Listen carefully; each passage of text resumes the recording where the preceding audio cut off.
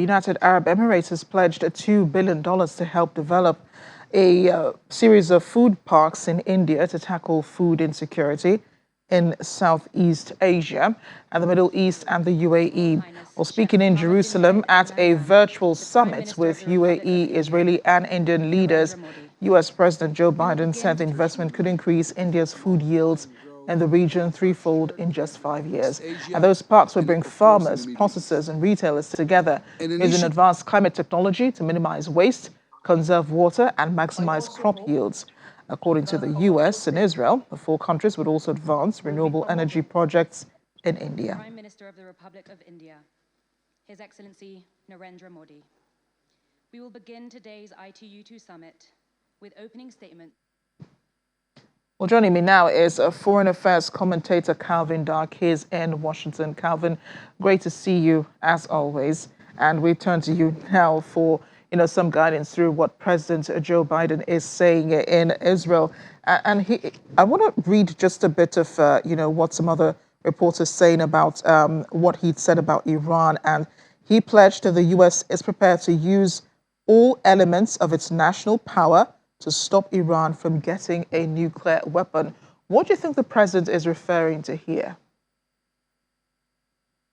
To be honest, I don't know, and I'm not sure if President Biden has really figured out what that means. Because, if we step back for just a moment, as you played clips from the press conference, it sends such a confusing message. You've got at the top, Israel and the United States clearly dedicated, not only just in rhetoric, but in the memorandum of understanding they signed against the potential nuclear threat from Iran. But then you have President Biden talking about, still allowing Iran to come back into the nuclear deal, which is diplomacy, when right beside him, the Israeli prime minister is saying diplomacy doesn't work. And so they're both there trying to talk about the threat, yet it's not clear exactly where they're both going, and if Israel is willing to go with the United States on the road of diplomacy. And then, of course, Biden saying he'll do whatever it takes. It sounded to me very heavy-handed, because think about it. If you're trying to use diplomacy to get Iran back into the nuclear deal, but saying there's a time limit on this before we potentially use military force, that really doesn't seem like diplomacy. Yeah, and it's pretty hard, trying to decipher what exactly both are saying, as you said. I remember President Barack Obama years ago did say that if Iran crossed the red line, then the U.S. would react. Iran did go on to cross the red line, and I think Israel even brought it to the U.S. president's notice, and yet nothing happened. So when you talk about heavy-handedness against Iran, it's really not clear what U.S. policy is towards the country. You're exactly right on that. And that ties into one of the other kind of issues that I think is making this messy is U.S. credibility. Because let's think about it. Even if the United States and Iran and the other members of the Iran nuclear deal, the JCPOA, were able to come up with something that all of them could agree with, you got Iran thinking, well, the last time there was a presidential election, the United States unilaterally pulled out of this. And, if you think about now, it's 2022, and you're saying, well, it'll be another 2 years before the U.S. presidential election. It's not even that far. We're talking about 6 months, because we have the potential with the midterm elections that the Republicans could take over both houses of Congress, and they could make it difficult for President Biden to re-enter the Iran nuclear deal or renegotiated one. So the U.S. is lacking credibility with Iran, that even if they came up with terms that everyone could agree with, that we won't have a completely different U.S. policy in 6 months.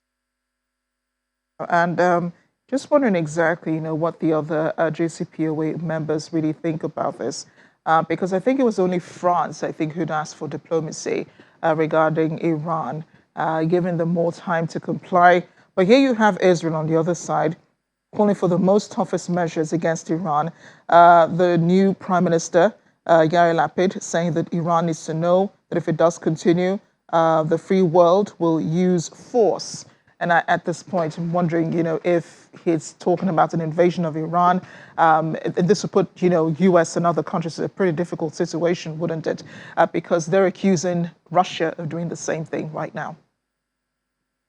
You're right. And while it would include the former members of the Iran deal, and then the members of whatever renegotiated deal there would be, it's really talking about the US. And one of the dynamics that is different from when Obama entered the deal is that there's decreasing support for getting into more military conflicts, particularly in the Middle East.